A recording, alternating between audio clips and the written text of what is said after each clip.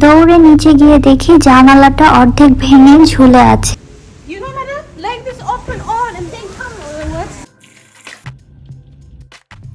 বাংলাদেশ থেকে ফ্রেন্ডস আর ফ্যামিলি সবাই ফোন করে জিজ্ঞেস করছে যে দুবাইতে কেমন বৃষ্টি হয়েছে, আসলেই কি সব কিছু ভেসে গিয়েছে কিনা।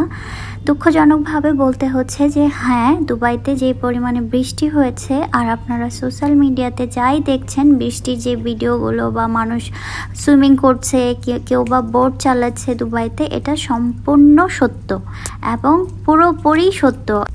আপনারা এখন যে নমুনাটা দেখতে পাচ্ছেন এটা হচ্ছে 16 এপ্রিলের সকালবেলার দৃশ্য, যেটা কিনা একটা ডুপ্লেক্স বাড়ির ভিতরেও পানি জমে গেছে। আর কি পরিমাণে পানি জমে গেছে যে আমার বাড়ির কার্পেট থেকে শুরু করে সব কিছু ভিজে গিয়েছে।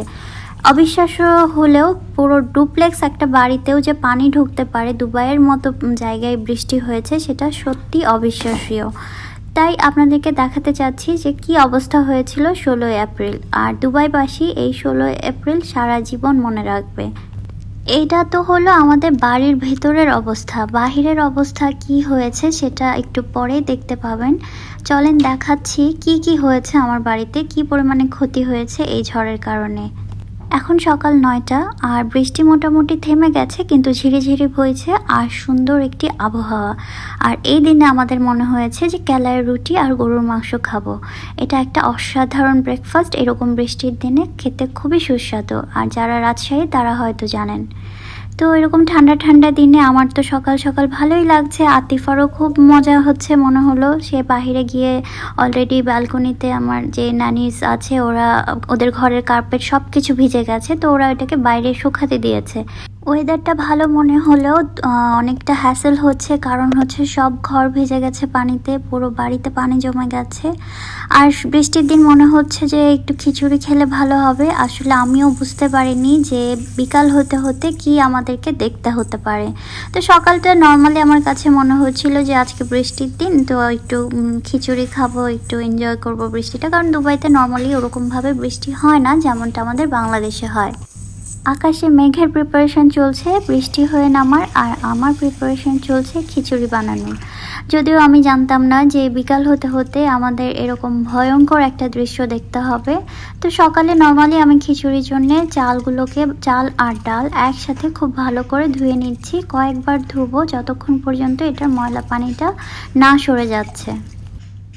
চালটাকে আমাদের সবসময় খুব ভালো করে ধুয়ে নেওয়া উচিত, কারণ চালের মধ্যে অনেক সময় কেমিক্যালস থাকে যেটা কিনা পরবর্তীতে আমাদের হজমে সমস্যা করে। আর যাদের গ্যাস্ট্রিকের প্রবলেম আছে তারা আরও বেশি সাফার করে। তার জন্যে চালটাকে মিনিমাম 4 থেকে 5 বার খুব ভালো করে কচলিয়ে যদি ধুয়ে নেওয়া হয়, তাহলে আমার মনে হয় এটার উপরে যে এক্সট্রা কেমিক্যালস বা কিছু যদি থেকে থাকে সেটা রিমুভ হয়ে যায়। আর সেই ভাতটা খেলে বা সেই খাবারটা খেলে গ্যাস্ট্রিকের প্রবলেমটা একটু হলেও কমবে। তো চালটাকে খুব ভালো করে ধুয়ে প্রিপারেশন নিচ্ছে। আর এইদিকে আতিফা খেলছে বাইরে ব্যালকনিতে, সে তার বলটাকে নিচে ফেলে দিল। ছোট্ট আতিফাও সাক্ষী আছে এই ভয়ঙ্কর বৃষ্টির, সেও বিকালবেলা দেখেছে এর ভয়ঙ্করতা।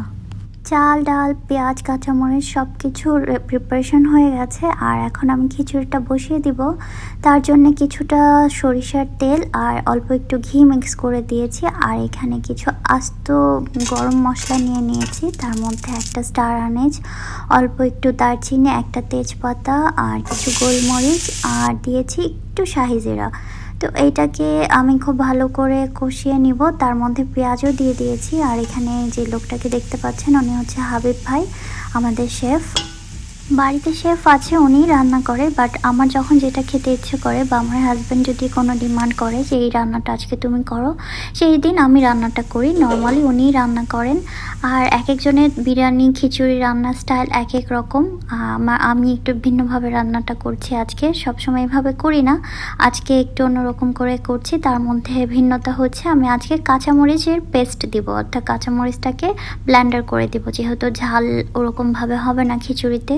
আর ঝালের ক্রেভিংস আমার খুব হয়। তো এখানে অল্প একটু গুঁড়ো মরিচ দিয়েছি, আর এখন দিয়ে দিব কাঁচামরিচের পেস্ট। সব কিছু খুব ভালো করে মিক্স করে একটু কষিয়ে নিব। যে কোনো রান্নার একটা মূল মন্ত্র হচ্ছে মশলাটাকে খুব ভালো করে কষাতে হবে।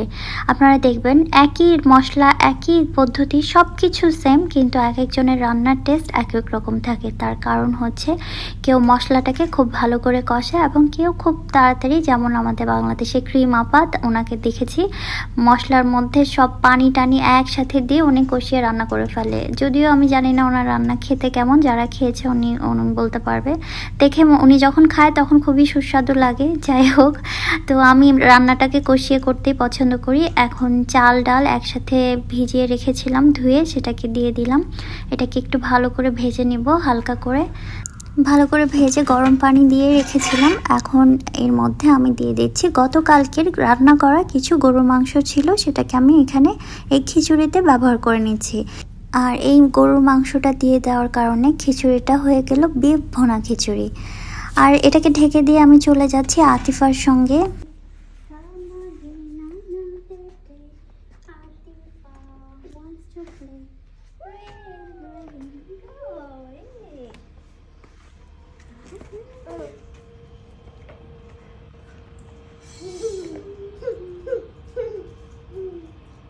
আতিফার হাসির শব্দ শুনে আপনারা নিশ্চয়ই বুঝতে পেরেছেন যে সে বৃষ্টির দিনটাকে কত এনজয় করছে। সে বাইরে যাওয়ার জন্য বারবার আকুতি করছিল, তো ভাবলাম যে ঠিক আছে ওকে একটু বাইরে খেলতে দিই। আর ওর নানিকে বলেছি ওকে স্লিপার পরিয়ে দিতে, আর বলেছি পানিতে যেন না নামতে দেয়, কারণ বৃষ্টিতে ঠান্ডা লেগে যেতে পারে। কিছুদিন আগেই সে খুব অসুস্থ ছিল। রান্না বান্না, সন্তান, সংসার সবই থাকবে, কিন্তু যার জন্য আল্লাহ আমাদেরকে সৃষ্টি করেছে প্রথমে সেই কাজটা করে নিতে হবে, তা হচ্ছে নামাজ। আল্লাহ তাআলা আমাদেরকে সৃষ্টি করেছেন ওনার ইবাদতের জন্য। তো রান্না হচ্ছিল, এর মধ্যে আমি আমার জোহরের নামাজ পড়তে চলে এসেছি, কিন্তু এই সময় শুরু হয়ে গেছে বৃষ্টি।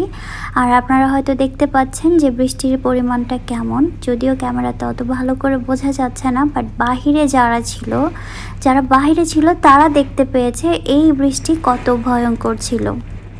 আমি নামাজ শেষ করে বৃষ্টিটাকে অনুভব করছিলাম, আর এর মধ্যে নিচে থেকে খুব জোরে সাউন্ড আসলো আতিফা আর নানির। দৌড়ে নিচে গিয়ে দেখি জানালাটা অর্ধেক ভেঙে ঝুলে আছে, অর্থাৎ কি পরিমাণে বৃষ্টি। You know, madam, like this open on and then come. What's this? Okay, close it. Close nicely. বাড়িতে তো যা হলো হয়েই গেল, আর এই হলো দুবাইয়ের রাস্তার অবস্থা। আপনারা অনেকেই অনেক কিছু দেখেছেন সোশ্যাল মিডিয়াতে, আর এখন যে ভিডিওগুলো দেখতে পাচ্ছেন এটা আমার হাজব্যান্ড করেছিল, কারণ সেই সময় সেও ওই পানিতে আটকে পড়েছিল। আর আমরা সবাই অপেক্ষা করছিলাম, আমি নামাজ পড়ে ওনার জন্য দোয়া করলাম যেন এই বিপদ থেকে আল্লাহ উদ্ধার করে, কারণ ওই পানিতে আটকে পড়েছিল আর গাড়ির ভিতরেও বাহিরে পানি জমে গিয়েছিল। না পারতে গাড়ি থেকে নেমে হেঁটে অনেক কষ্টে তারপরে বাড়িতে এসছে। আর আমাদের দুপুরের লাঞ্চ আমরা অপেক্ষার পর সেই খাবার খেলাম মাগরিবে আজানের পর নামাজ পড়ে। আর যেহেতু বাঙালি মেয়ে, হাজব্যান্ডকে ছাড়া খাওয়ার অভ্যাস নেই, তাই আমি খাইনি, না খেয়ে অপেক্ষা করছিলাম। হাজব্যান্ড একদম ঠান্ডায় ভিজে গিয়েছিল। দুপুরের লাঞ্চ আমরা করেছি মাগরিবে আজানের পর নামাজ পড়ে দেন। যাই হোক, দুবাইবাসী সারা জীবন মনে রাখবে এই 16 এপ্রিলের এই ভয়ঙ্কর বৃষ্টির কথা। বৃষ্টি কেটে গেল, আর আজকেও হচ্ছে 17 এপ্রিল। আর আপনারা দেখতেই পাচ্ছেন পুরো বাড়ির জিনিসপত্র সব ভেজা ছিল, আর সেগুলোকে রোদে শুকাতে দিয়েছি। এই হচ্ছে সুইমিং পুলের অবস্থা। নোংরা পানি দিয়ে সুইমিং পুলটা ভরে গেছে, এটাকেও পরিষ্কার করতে হবে, কিন্তু এই ডিজাস্টারের কারণে কোনো রকম সার্ভিস এখন চলছে না। ইভেন ইনস্টা শপ থেকে ফুড ডেলিভারি সব কিছু বন্ধ আছে। কিন্তু আতিফাকে কোনোভাবেই থামানো যাচ্ছিল না, সে পার্কে যাওয়ার জন্য খুব জেদ করছিল। আর পার্কে এসে অন্য আরেকজনের ডগিকে নিয়ে সে খেলছে। আর আজকের মতো এখানেই শেষ করছি, সবাই দোয়া করবেন। আল্লাহ হাফেজ।